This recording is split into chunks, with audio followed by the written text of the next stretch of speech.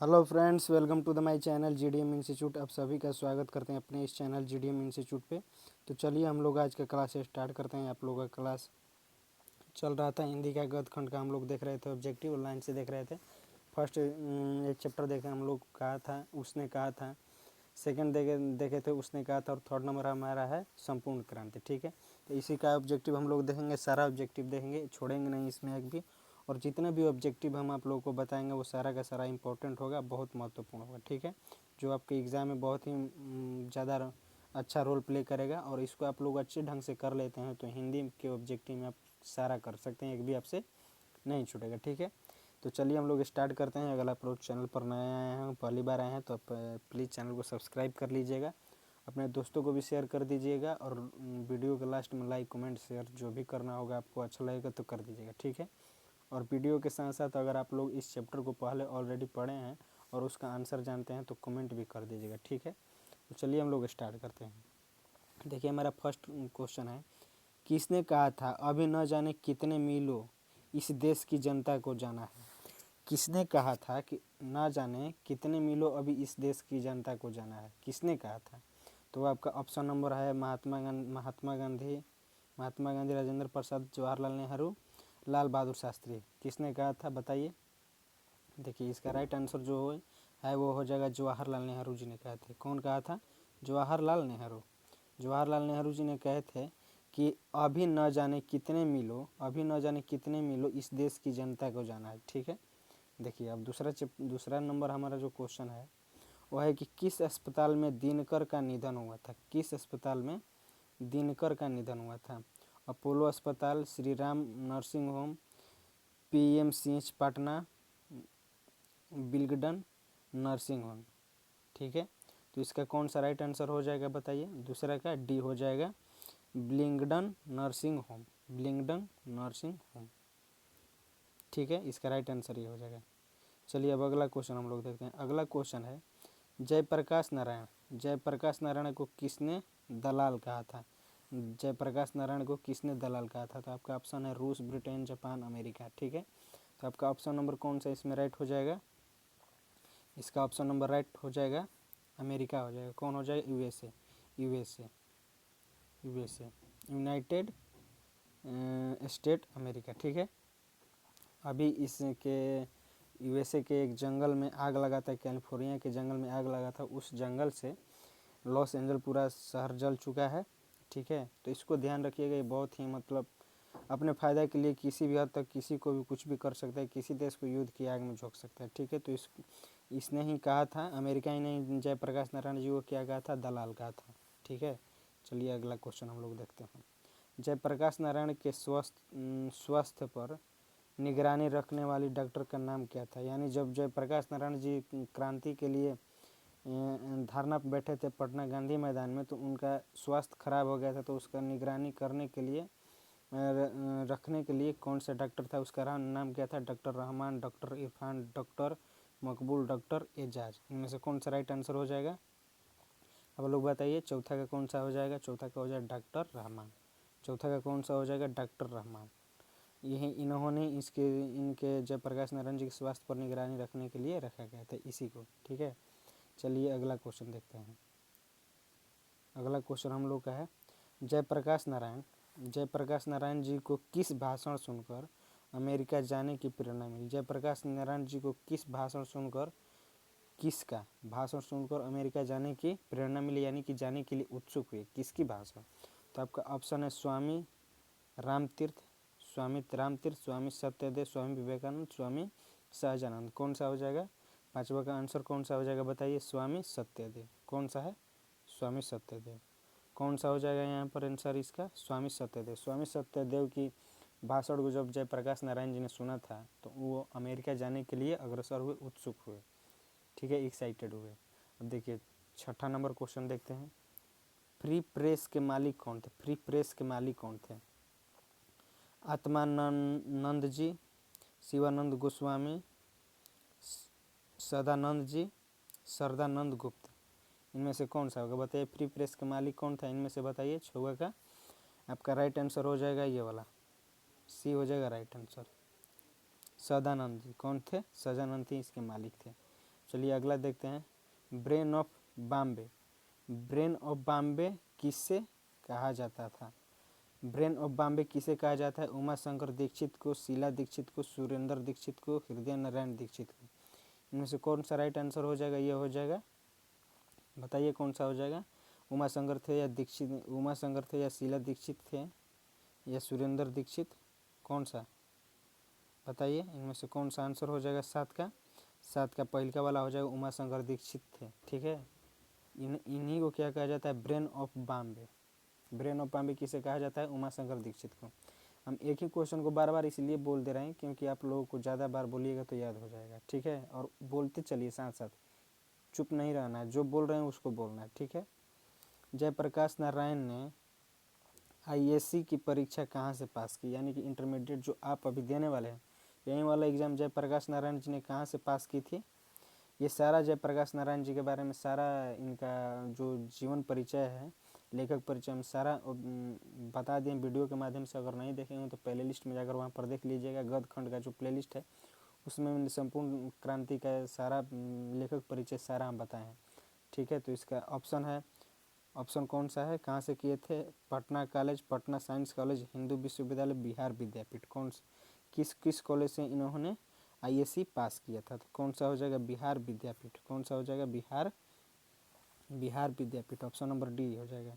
ISC पास कहाँ से किए थे? बिहार विद्यापीठ से, यहाँ से। ठीक है, चलिए आगे देखते हैं।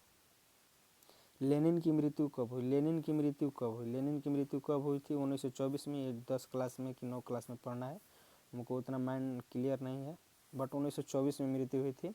और 1914 से, तो बता दें नॉलेज के लिए, 1914 से 18 के बीच में जो फर्स्ट वर्ल्ड वार हुआ था, अमेरिका का उस समय राष्ट्रपति कौन था? यही लेनिन ही था। ठीक है, तो इसका मृत्यु कब हुआ था? 1924 में हुआ था।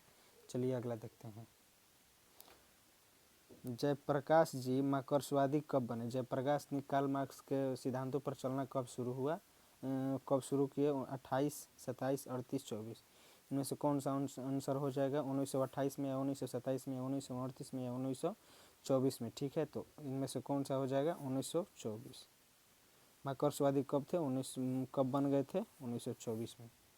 या लेनिन की मृत्यु कब हुई थी? 1924 में। अब देखिए अगला जो क्वेश्चन है वो है कि फणीसरनाथ रेणु की पुस्तक है, फणीसरनाथ रेणु की पुस्तक कौन सा है? सत्यकाम, कुरुक्षेत्र, उस जनपद का कवि हूँ, मैली आंचल। कौन सा हो जाएगा इसका? 11th नंबर क्वेश्चन का बताइए ऑप्शन का। 11th का कौन सा हो जाएगा? ऑप्शन नंबर डी हो जाएगा, मैला आंचल। ये इनकी पुस्तक की, फणीश्वरनाथ रेणु की कौन सी पुस्तक की? मैली आंचल। इन चारों में से, ऐसा नहीं है कि केवल यही है, बट इस ऑप्शन में भी, इस ऑप्शन में यही है। ठीक है, अब चलिए 1974 में बिहार प्रदेश के मुख्यमंत्री थे। बिहार प्रदेश के मुख्यमंत्री तो कौन थे? कृष्ण वल्लभ सहाय, अब्दुल गफूर, अनुग्रहण नारायण सिंह, महामाया प्रसाद। कौन सा हो जाएगा इनमें से? 1974 में बिहार प्रदेश के मुख्यमंत्री कौन थे? तो आपका ऑप्शन नंबर हो जाएगा बी, अब्दुल गफूर। कौन सा हो जाएगा? ऑप्शन बी हो जाएगा, अब्दुल गफूर। और इसी पर एक हम आपको क्वेश्चन होमवर्क देते हैं, उसका कमेंट करके बताइएगा बिहार का प्रथम मुख्यमंत्री कौन था? पहला मुख्यमंत्री बिहार का कौन था? ऑप्शन में करके बताइएगा, आंसर करके कमेंट बॉक्स में। किसे लोकनायकू के नाम से जानता है? लोकनायकू, यहाँ कू लिख दिया है, कू नहीं होगा, लोकनायक होगा। किसे लोकनायक के रूप में जाना जाता है? तो ये जयप्रकाश नारायण जी को ही जाना जाता है। महात्मा गांधी को नहीं जाना जाता है, महाकवि जायसी को भी नहीं कहा जाता है, और बाल गंगाधर तिलक को भी नहीं कहा जाता। किसे कहा जाता है? जयप्रकाश नारायण जी को लोकनायक की उपाधि दी गई थी, या क्या बोलते हैं इसको, इनको बोला गया था लोकनायक। ठीक है, चलिए आगे देखते हैं। जयप्रकाश नारायण जी का जन्म कब हुआ? 11 अक्टूबर 1902। ठीक है, 8 अक्टूबर 1904, 8 सितंबर 1903, 18 अक्टूबर 1902। तो इसका ऑप्शन कौन सा हो जाएगा? 11 नंबर हो जाएगा, 11 अक्टूबर 1902 में इनका जन्म हुआ था, जयप्रकाश नारायण जी का। ठीक है, अगला देखते हैं। जयप्रकाश नारायण की पत्नी का, इनकी पत्नी का नाम क्या था? ये जन्म से, मरण से, पास कहाँ से किए थे, पढ़े थे क्या, पत्नी का क्या नाम, माता का नाम क्या है, पिता का नाम है, ये सारे चैप्टर को आप लोग को याद रखना है। इनमें से एक क्वेश्चन, 2 क्वेश्चन, 4 क्वेश्चन आता ही आता है। ठीक है, चलिए जयप्रकाश नारायण की पत्नी का क्या नाम था? जयप्रकाश नारायण जी की पत्नी का क्या नाम था? लीलावती देवी, अमरावती प्रभा, प्रभावती देवी, प्रभा सिंह। कौन सा हो जाएगा 15 नंबर क्वेश्चन का? प्रभावती देवी। कौन सा हो जाएगा यहाँ पर? प्रभावती देवी। जयप्रकाश नारायण जी की पत्नी का क्या नाम था? प्रभावती देवी। ठीक है, चलिए अगला देखते हैं। रिकंस्ट्रक्शन ऑफ इंडियन पॉलिटी किसकी रचना है? रिकंस्ट्रक्शन ऑफ इंडियन पॉलिटी किसकी रचना है? जवाहरलाल नेहरू, राम मनोहर लोहिया, मदन मोहन मालवीय, जयप्रकाश नारायण। ठीक है, तो पढ़ रहे हैं कौन सा चैप्टर? जयप्रकाश नारायण जी का चैप्टर पढ़ रहे हैं, संपूर्ण क्रांति। तो इसका राइट आंसर कौन सा हो जाएगा? जयप्रकाश सिंह हो जाएगा, Jayprakash Narayan. Restriction of Indian polity के रचनाकार कौन थे? यही थे जयप्रकाश नारायण जी। प्रजा सोशलिस्ट पार्टी का गठन कब हुआ? 1952, 49, 47, 62, 17 नंबर क्वेश्चन का बताइए कब गठन हुआ था? 1952 में। 1952 में प्रजा सोशलिस्ट पार्टी का गठन हुआ था। ठीक है, चलिए अगला देखते हैं। जयप्रकाश नारायण को भारत रत्न की उपाधि दी गई थी। जयप्रकाश नारायण जी भारत रत्न से सम्मानित किए गए थे। और आप लोगों को बताना है कि क्रिकेट की दुनिया में किसे मिला है भारत रत्न। ठीक है, तो आप लोग करके बताइएगा। और फिल्म जगत में किसे मिला है अब तक में भारत रत्न? ठीक है, और बिहार के किस मुख्यमंत्री को मरणोपरांत भारत रत्न मिला है? ये तीनों क्वेश्चन को कमेंट बॉक्स में आप लोग को कमेंट करके बताना है। क्रिकेट वाला और फिल्म वाला छोड़ दीजिए, वो आपको लोग इजीली जानते होंगे। ये बताइएगा कि बिहार के किस मुख्यमंत्री को भारत रत्न से सम्मानित किया गया और वो उनको दिया गया था, मरणोपरांत दिया गया था। ठीक है, तो आप लोग कमेंट करके बताइएगा। चलिए इस क्वेश्चन पर आते हैं। जयप्रकाश नारायण को भारत रत्न की उपाधि कब दी गई थी? 18 नंबर क्वेश्चन का कौन सा हो जाएगा? 1998।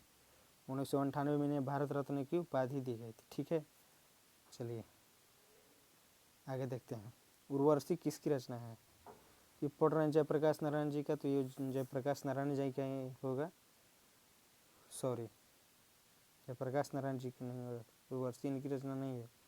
उर्वशी किसकी रचना है? रामधारी सिंह दिनकर। गलत सेट कर दिया है लगता है, क्वेश्चन गलत सेट हो गया। चलिए इसको स्किप करते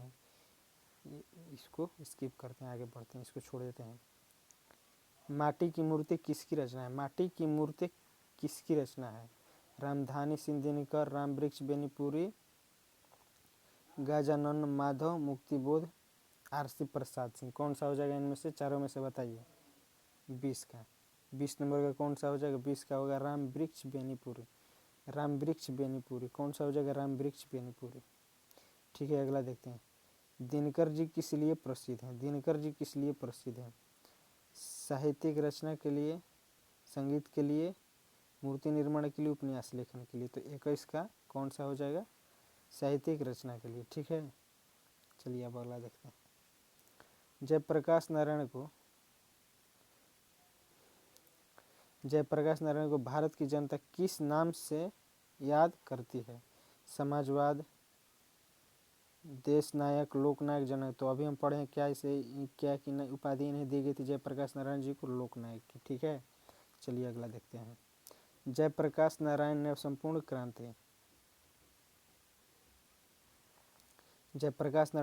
क्रांति वाला ऐतिहासिक भाषण कब और कहाँ दिया था? तो पटना गांधी मैदान में 1974 में दिए थे। ठीक है, पटना के गांधी मैदान में। इसी समय में आपातकाल लगा था। आपातकाल इसी टाइम पे लगा था, इमरजेंसी इसी टाइम पे लगा था। इंदिरा गांधी का टाइम था ये। देश के मुख्य प्रधानमंत्री उस टाइम कौन थे? इंदिरा गांधी। उन्हें आपातकाल कब लगा था? 1975 में। ठीक है, चलिए अब अगला देखते हैं। 23 का कौन सा हो जाएगा? तो ऑप्शन नंबर डी हो जाएगा। चलिए अगला। जयप्रकाश नारायण के बचपन का क्या नाम था? जयप्रकाश नारायण जी का बचपन का नाम क्या था? बिट्टू, किट्टू, बाउल, मोनू। कौन सा हो जाएगा 24 का? बाउल। बिट्टू नहीं था, किट्टू भी नहीं था, मोनू भी नहीं था, बाउल था। कौन सा हो जाएगा? बाउल। जयप्रकाश नारायण जी का बचपन का नाम क्या था? बाउल। ठीक है, चलिए अब अगला देखते हैं। जयप्रकाश ने किस साल छात्र आंदोलन का नेतृत्व किया था? किस साल इन्होंने छात्र आंदोलन का नेतृत्व किया था? 1973 या 76 या 74 या 77? बताइए इनमें से कौन सा हो जाएगा? तो 25 का आपका राइट आंसर कौन सा हो जाएगा? वो हो जाएगा वो वाला सी वाला हो जाएगा। 1974 में इन्होंने छात्र आंदोलन का नेतृत्व किया था। ठीक है, चलिए अब अगला देखते हैं। जयप्रकाश नारायण जी के पिता का नाम क्या था? देखिए पिता का नाम और पत्नी का नाम और जन्म आ गया ना, अब मरण भी आएगा और माता का भी बनेगा। जयप्रकाश नारायण जी के पिता का नाम क्या था? दीनदयाल, हर्षुदयाल, रामदयाल, सर्वेश दयाल। कौन सा था बताइए 26 का? तो इसका 26 का राइट आंसर हो जाएगा हर्षुदयाल। ठीक है, अगला देखते हैं। जयप्रकाश नारायण रचित पाठ का नाम क्या है? जयप्रकाश नारायण द्वारा रचित पाठ का नाम क्या है? उसने कहा था जूठन संपूर्ण क्रांति शिक्षा। तो अभी हम कौन सा बताएं, मैं कौन सा चैप्टर पढ़ रहे हैं? संपूर्ण क्रांति। ठीक है, चलिए अगला देखिए। संपूर्ण क्रांति क्या है? निबंध, भाषण, कहानी, इनमें से कोई नहीं। तो डी वाला तो होगा नहीं, ये तीनों में से कुछ ना कुछ तो है ही। तो 28 का कौन सा आंसर हो जाएगा? संपूर्ण क्रांति क्या थी? भाषण थी। कब के थे? 5 जून 1974 को पटना के गांधी मैदान में। और वो बता दें कि वो छात्र आंदोलन था, कोई पॉलिटिकल आंदोलन नहीं था। उसी आंदोलन के प्रोडक्ट हैं लालू प्रसाद यादव, जो उस आंदोलन में ज़्यादा मराया पिटाया, जो ज़्यादा चर्चित हो वहीं सर्वश्रेष्ठ नेता हुए। जैसे लालू यादव जी बिहार के मुख्यमंत्री बने और फेमस भी हुए उस टाइम। संपूर्ण क्रांति किसकी देन है? देखिए यहाँ पर भी किसकी लिख दिया है, किसकी देन है? संपूर्ण क्रांति किसकी देन है? राम मनोहर लोहिया, डॉक्टर अंबेडकर, कर्पूरी ठाकुर, जयप्रकाश नारायण। कौन सा हो जाएगा इनमें से? जयप्रकाश नारायण। कौन सा हो जाएगा? जयप्रकाश नारायण। अभी जो हम पीछे अगर आप लोग वीडियो देखे होंगे कंटिन्यू, तो आप हम एक सवाल पूछे थे कि बिहार के किस मुख्यमंत्री को मरणोपरांत क्या मिला था? भारत रत्न दिया गया। तो वो थे कर्पूरी ठाकुर जी। ठीक है, कर्पूरी ठाकुर ही थे। चलिए अगला देखते हैं। संपूर्ण क्रांति पाठ में दिया गया भाषण किसका है? देखिए यहाँ पे भी किसू का लिख दिया है। किसका है? जयप्रकाश नारायण का, रामधानी सिंह दिनकर का, भगत सिंह का। इनमें से कोई नहीं। भगत सिंह तो बेचारे, उनको फांसी दे दिया गया था 1931 में ही, अंग्रेज दिया था असेंबली पर बम फेंकने के घटनाक्रम में। तो इनमें से बताइए संपूर्ण क्रांति पाठ में दिया गया भाषण किसका है? संपूर्ण क्रांति पाठ में दिया गया भाषण किसका है? तो वो थे जयप्रकाश नारायण जी का दिया गया भाषण। ठीक है, चलिए अगला देखते हैं। जयप्रकाश नारायण का जन्म कहाँ हुआ? देखिए जन्म, मरण, माता पिता, पत्नी, सबसे क्वेश्चन आना ही आना है, आता ही रहता है। तो इसको आप लोग अच्छे से कीजिएगा और देखिएगा। जयप्रकाश नारायण का जन्म कहाँ हुआ था? राघोपुर दियारा, सिताब दियारा, बलिया दियारा, छपरा दियारा। तो कौन सा हो जाएगा बताइए? 31 का इसका हो जाएगा राइट आंसर ये वाला, सिताब दियारा। ठीक है, चलिए आगे बढ़ते हैं। 1974 में छात्र आंदोलन का नेतृत्व किसने किया था? देखिए बताया था ना कि छात्र आंदोलन था 5 जून को। 5 जून 1974 को छात्र आंदोलन हुआ था पटना के गांधी मैदान में। किसने किया था? जयप्रकाश नारायण जी ने किया था। ठीक है, चलिए आगे देखते हैं। संपूर्ण क्रांति की शुरुआत कब हुई? संपूर्ण क्रांति की शुरुआत कब हुई? 1974 दिया है, 75 दिया है, 76 दिया है, 77 दिया है। तो बताइए इनमें से कौन सा होगा? 33 का 74 में ही हुआ था, अभी बताएं जस्ट पीछे। जयप्रकाश नारायण को समाज सेवा के लिए किस पुरस्कार से सम्मानित किया गया था? अर्जुन पुरस्कार, नोबेल पुरस्कार, मैग्सेस पुरस्कार, गांधी सम्मान। किससे बताइए? 34 का राइट आंसर हो जाएगा मैग्सेस सम्मान।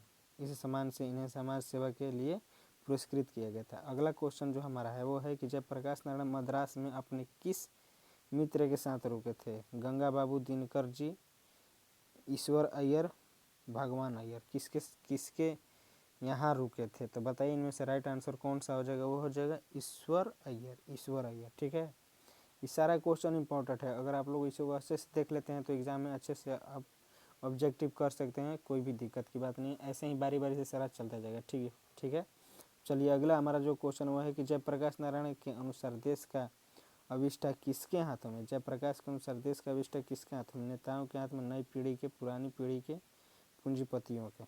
तो कौन सा इसका राइट आंसर हो जाएगा? वो है नई पीढ़ी के। नई पीढ़ी यानी कि यंग न्यू जनरेशन, फ्यूचर के हाथ में क्या रहता है? देश का भविष्य रहता है। ठीक है, तो यहाँ पर ये वहीं दे दिया है नई पीढ़ी, न्यू जनरेशन। चलिए अगला देखते हैं। दिनकर जी को किसने घर पर दिल का दौरा था? किसके दिल का मतलब दिनकर जी को किसके घर पर दिल का दौरा था? रामनाथ जी गोयनका का, गंगा बाबू के, जयप्रकाश नारायण के, ईश्वर अय्यर के। तो इसका राइट आंसर हो जाएगा ये है रामनाथ जी गोयनका के घर पर इनको दिल का दौरा था। ठीक है, 37 का ये राइट आंसर। अब चलिए अगला देखते हैं। संपूर्ण क्रांति का नारा किसने दिया था? तो वो थे जयप्रकाश नारायण। कौन थे? संपूर्ण क्रांति का नारा किसने दिया था? जयप्रकाश नारायण। जयप्रकाश नारायण ने बिहार विद्यापीठ में कौन सी परीक्षा पास की? देखिए अभी जस्ट बताएं कौन सी परीक्षा पास की थी? आईएससी की। आईएससी की परीक्षा कहाँ पास की थी? बिहार विद्यापीठ में। 2 क्वेश्चन दे दिया है, एक ही टॉपिक से 2 क्वेश्चन। आईएससी कहाँ किस विद्यालय से पास किए? तो वहाँ था 4 ऑप्शन था, उसमें से एक विद्यापीठ था, तो हमारा राइट आंसर विद्यापीठ था। यहाँ पर पूछ दिया कि विद्यापीठ में किस एग्ज़ाम को क्वालिफाई किए थे? मैट्रिक की, हार का, आईएससी की, बीएससी की, इनमें से कोई नहीं। तो इनमें से 39 का कौन सा राइट आंसर हो जाएगा? आईएससी की। आईएससी की परीक्षा कहाँ पास की थी? बिहार विद्यापीठ में। पुलिस के बड़े उच्च अधिकारियों ने किसके मुँह से सुना था कि जयप्रकाश नारायण नहीं होते तो बिहार जल गया होता? दिनकर जी के, बेनीपुर जी के, गोयनका जी के, दीक्षित जी के। तो 40 का राइट आंसर कौन सा हो जाएगा? दीक्षित जी। दीक्षित जी के मुंह से अधिकारी, पुलिस के बड़े अधिकारी ने सुना था कि अगर जयप्रकाश नारायण नहीं होते तो बिहार जल गया होता। ठीक है, अब अगला क्वेश्चन। जयप्रकाश नारायण किस मित्रता को ठोस मानते थे?